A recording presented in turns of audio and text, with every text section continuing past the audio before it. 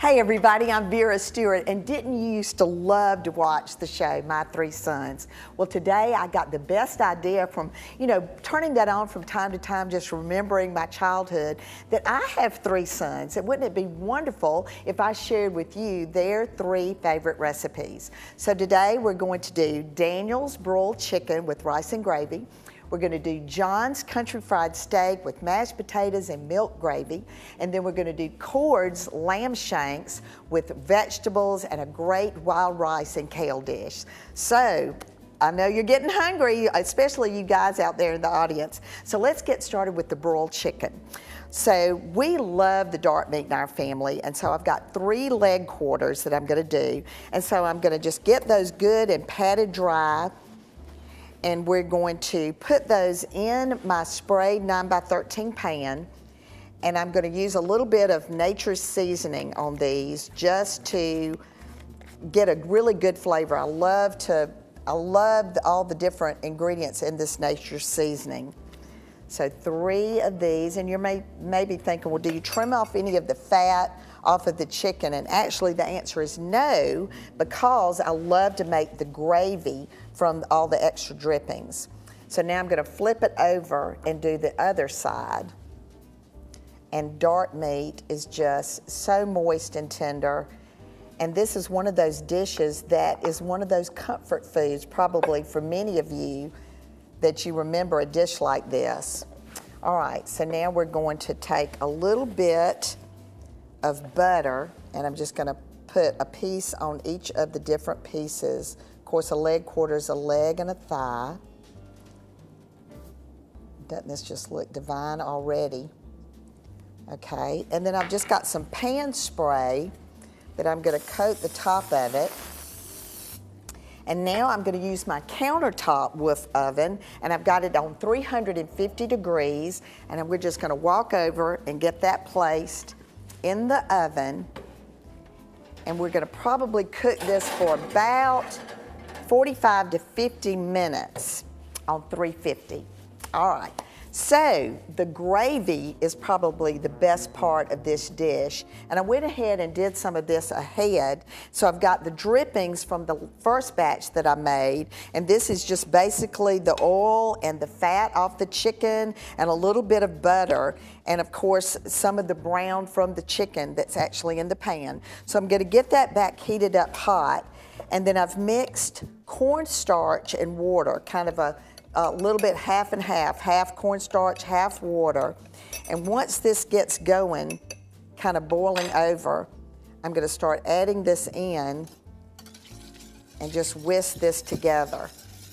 So always have some extra water handy if it starts getting a little bit too thick, too quick. This is looking right.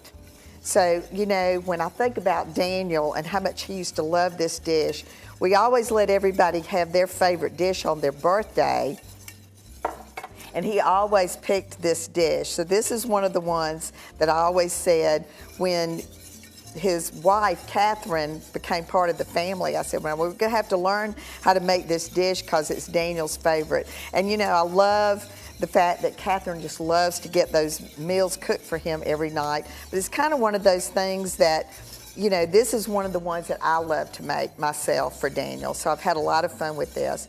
But Daniel graduated from Richmond Academy, went to the University of Georgia, and then came back to Augusta and has a marketing and design agency, Ware Stewart, that's located in Augusta.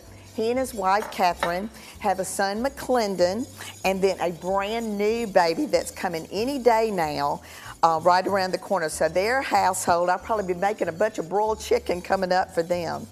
All right, so this is getting right about where I want it to be. And now to make it brown, we're going to add a little bit of kitchen bouquet. I'm going to tell you a little bit more about that in a few minutes. But I'm going to add just a little bit just to brown that up. So we're going to have the chicken cooking, the gravy going, and when we come back from the break, I'm going to get started on John's country fried steak. So all you men out there, these are all your favorites. So come back with us in just a few minutes.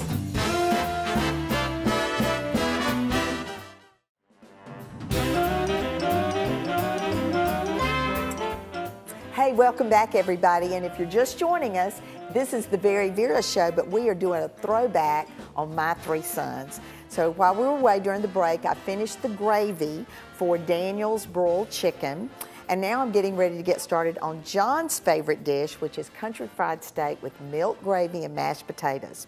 All right, so we've got cube steak that I love to pick up at the fresh market. It's just always fresh and great to go. And I've already seasoned both sides with Nature Season, which again is one of my favorite seasonings.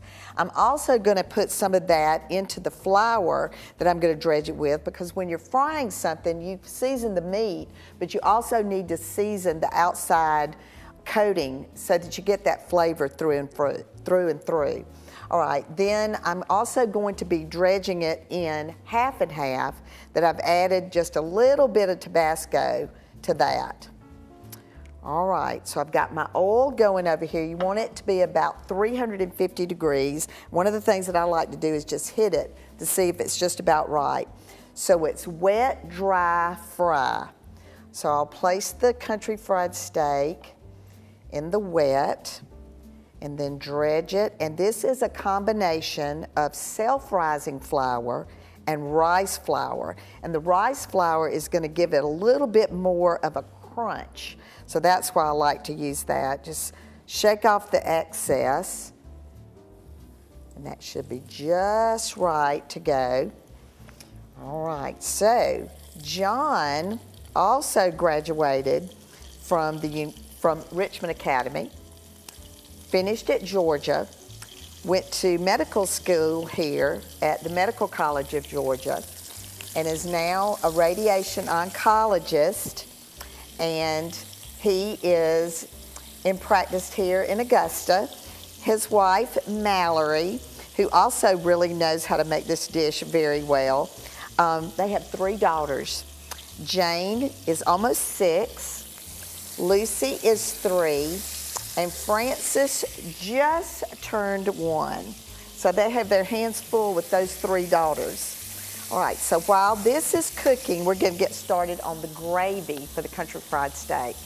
All right, so I went ahead and cooked some of the steak, as you can see ahead. So now I've got my drippings, and what you wanna do is you want to have about a tablespoon and a half of the oil. So as you can see, I've skimmed off some of the oil from the pan. So I've got this warm, and I'm gonna add to that a little bit of half and half. And again, you wanna whisk really quickly when you're doing this. Oh, I just absolutely love the smell of this. And you know, the cast iron skillet really works well for this too. You know, all 3 of my sons actually are really good cooks themselves. Everybody loves to cook outside on the grill, and so this is one of those dishes that, again, like I said, there's some really great meals being cooked at all 3 of my sons' houses, but these are the ones that, you know, when you come home and you think about home, you're thinking about the ones that you grew up that might not be that fancy, but are just the ones that were your favorites. Okay, so we're gonna let this brown really well on both sides. And on the gravy, when you're making gravy, and I know there are probably people out there saying, I can't do it like my grandmother did it, but you kind of keep working with it, and you'll kind of taste it through, but just take it slow and add in as you go. I'm also gonna add a little bit of kitchen bouquet to this, and kitchen bouquet was actually invented in 1873, and it's a vegetable combination. You read the ingredients label, it's some of your favorite vegetables that are used for cooking. So we're gonna keep working on the gravy and flip these steaks, and when we come back from the break, we're gonna get started on Cord's lamb shanks. And be sure to watch Vera's Corner, because I'm showing you about cutting up carrots today. Ooh, this looks great. Vera's Corner is brought to you by Jeff's Sewing and Vacuum. Today I'm going to show you how to cut carrots into even pieces. You know, carrots don't cook evenly because they're tapered from top to bottom, but I'm going to show you a classic technique that will have them cooking evenly every time. Position your knife on the cutting board, then slide the carrot under the knife to the size of the piece you want to cut. Make one cut on a bias, then turn the carrot towards you 1/4 turn. With the same amount of carrot under the knife, continue to make those cuts. Be sure to continue turning the carrot with each cut, as this will even up each piece. Continue down the carrot until you reach the very end, and you now have an evenly cut carrot ready to cook.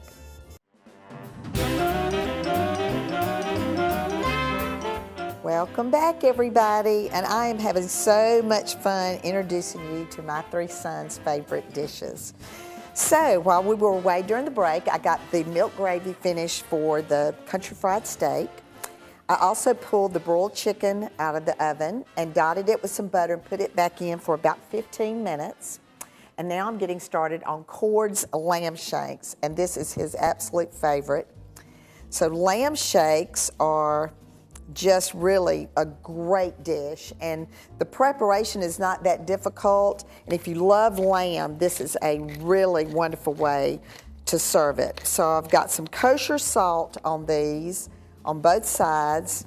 I'm putting some freshly cut pepper, freshly ground pepper, and I love to use the tricolor on these. And I've got my oil heated up in the pan over here. But remember what we talked about when you're doing meat and you've seasoned the meat, you also want to season the flour that you're going to be using, because it is part of what you taste first. So I'm going to just place these in my Ziploc bag and lightly dust them. This is just plain all-purpose flour.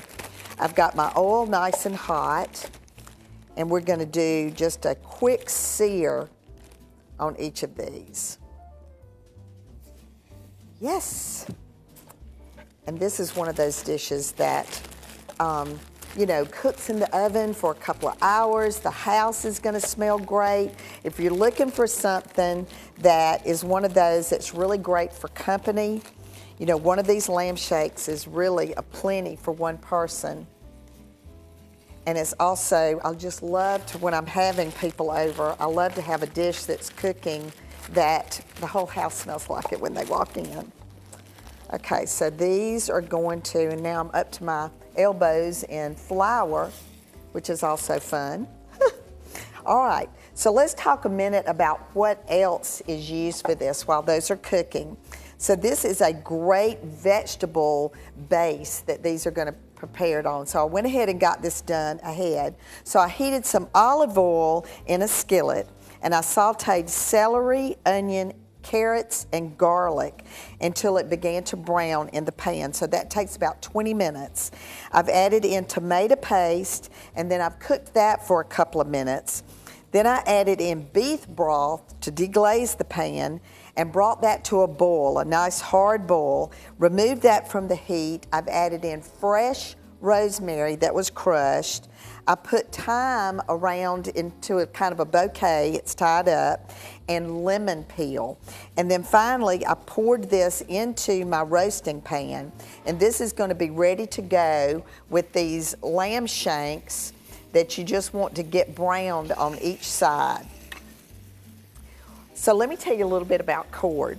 So Cord is a stockbroker with Stiefel Nicholas, and he and his wife, Mary Margaret, have 2 children. Pinckney is a sophomore at Davidson Fine Arts School, and McCord is a 5th grader at Episcopal Day School.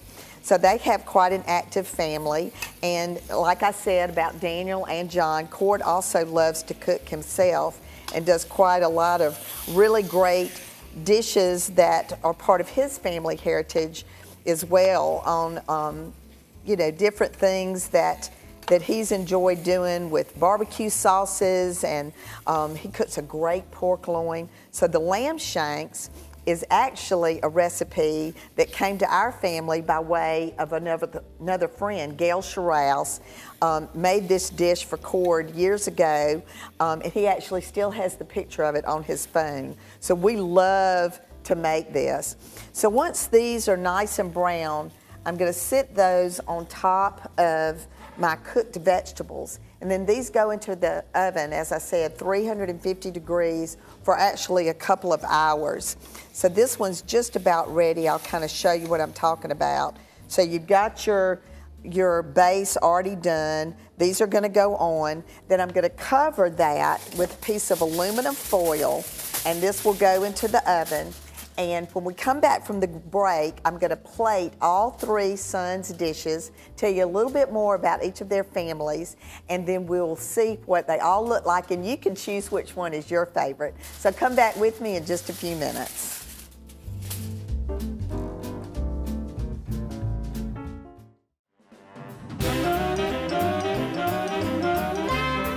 Welcome back, everybody. And if comfort food is something you love to think about this time of year, I am surrounded by comfort.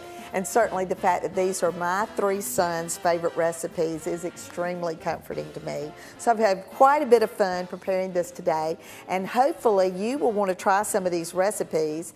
They're always available at our website at VeryVera.com. All right, well, we started with Daniel, who's the youngest, and his favorite is broiled chicken. So what we're gonna have with that is rice and gravy and a little bit of fried okra. So I've already plated the okra and the rice. So now I'm going to bring the broiled chicken up. And this, after it was dotted with butter in the end of the baking process, was put under the broiler for about 5 minutes to get that good, toasty, crispy. And then I've got my gravy that we made with the drippings from the chicken cooking. And so you want to just cover and smother the chicken with that gravy. And of course, plenty for the rice. And you know what? I don't know a child that doesn't love this dish. Of course, get that off there. So his plate is ready to go. He will be happy. John has country fried steak, so we're going to bring his plate forward, which is a brown quail china that he actually used right after he graduated from college as his china, which was some that I had before. All right, so we've got a piece of steak. We've got the milk gravy that is going to smother the steak, and then mashed potatoes, and those are everybody's favorites too. And last week on the show, we kind of talked about potatoes and which ones are the best for mashing, and russet potatoes were what I used for this today. All right, so that looks good. And he's got the carrots that we used in Vera's Corner today with all the different ways that you do that. Okay, then Cord has the lamb shanks, and he's got kind of an Italian plate, and the lamb shanks, just look at those. Oh my goodness, what a feast. And then we've got a little bit of the gravy that we can add to the top. And then served with his, you know, is just some French cut green beans that you can add your favorite seasonings to. And then I love at the Fresh Market, in their frozen foods, they have some extremely unusual dishes that you can do. And this is a wild rice and kale, which is perfect with this dish as well. All right, so we've got all three plates done. These three sons are all very close. They have a lot of the same things that they love to do. They all play golf. They all have beautiful families, beautiful wives who are my daughter-in-laws, which I love. So we have Catherine Stewart, Mallory Stewart, and Mary Margaret Kilpatrick, which some of you may know. Then I've got these fantastic grandchildren. We have McClendon Stewart and his baby sister or brother that's due any day. We have Jane, Lucy, and Frances Stewart, and then we have Pinckney and McCord Kilpatrick over here. So needless to say, when they come to Granny V's, you know, they want their special treats. They go for the Starburst. They're always on the kitchen counter, and we love to, you know, either everybody brings a dish or Granny V gets in there and makes some of the favorites. So please go to the website and try some of these family favorites. And just remember that these dishes are going to stick with your children forever. They're always going to be their favorites. And as I always say on the Very Vera Show, no matter what you do, do it in good taste. I know that I can't wait to dive in. Each of these children are going to get these dishes. Come back and join me again next week for another episode episode of the Very Vera Show.